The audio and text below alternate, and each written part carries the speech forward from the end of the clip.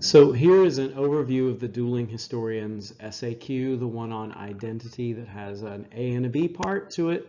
Let's take a look at our two historians.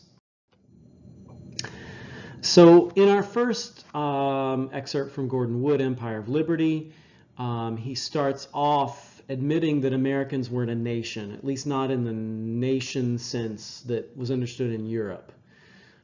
A European nation was a people who were the same because they had the same language, the same background, the same culture, same religion.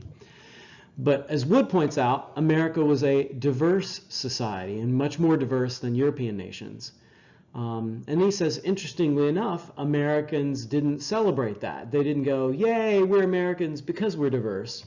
They, in fact, celebrated the acculturation and assimilation of Americans into one people, which, interestingly enough, is never defined. Wood never offers a definition of what an American is. So it's not ethnic diversity, multicultural. At the same time, they are one people. So what are they as one people?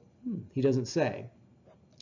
In the second one, David Hackett Fisher looks at this through the creation of symbols. So Americans want to make their identity and then have what symbols they use represent that. So they settled on the eagle, olive branch, and fruits and leaves and all that sort of stuff. But the really important part is the motto attached, E pluribus unum, out of many, one, which is a throwback to Gordon Wood's mention of diversity. There's many colonies, many different peoples, and yet they come together as one. But what exactly is that one? What Fisher notes is by 1789, the eagle, and therefore Americans by extension, become linked to the themes of liberty and freedom. So we don't exactly know what Americans are, because they're a mixture of different kinds of people, but what we do know is that an eagle represents them, and that eagle stands for freedom and for liberty, which is kind of a new way of thinking about nationhood. In an age where you have people who are saying, I'm French, I'm English, I'm German, I'm Italian, and their language, their history, and their culture speak to that, America can't say that. They can't say we're British because they aren't. They're a multicultural society. But what they can say is that whoever we are, this mixture of people speaking different tongues, different languages, different cultures, different customs, all together, we are people of liberty and people of freedom. So now that we've understood the two passages, if we went back and looked for a similarity, let's say we'll do similarity first, we could note that both Wood and Fisher hook onto the idea of diversity. Out of many, one, a diverse society, and both of them admit that America is founded in diversity of different kinds of people with different languages, experiences, and histories.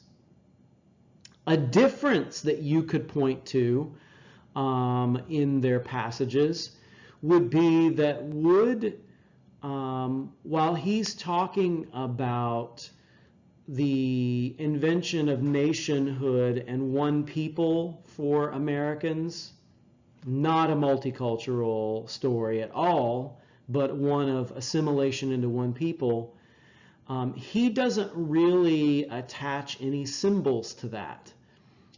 So there's nothing in Wood's discussion that would lead you to understand exactly what Americans are. It's more or less what they're not. And they're certainly not ethnically diverse. That isn't America's identity. Fisher, on the other hand, actually does want to offer you a symbol to think about, and that symbol being the eagle as a way of giving Americans something that they could identify themselves with. So Wood doesn't define what American means. He defines it more as what it's not. Fisher defines it as this image of an eagle with liberty and freedom being what the eagle stands for. So that's essentially the differences between the two passages. As you're working on identity and who Americans are, continue to think about that and what does it mean to be an American? What is the identity that we can say is quintessentially American as opposed to, French or British or all the other peoples who come to live in the United States and become part of this experiment in liberty and freedom that we create starting in 1776. So that's it.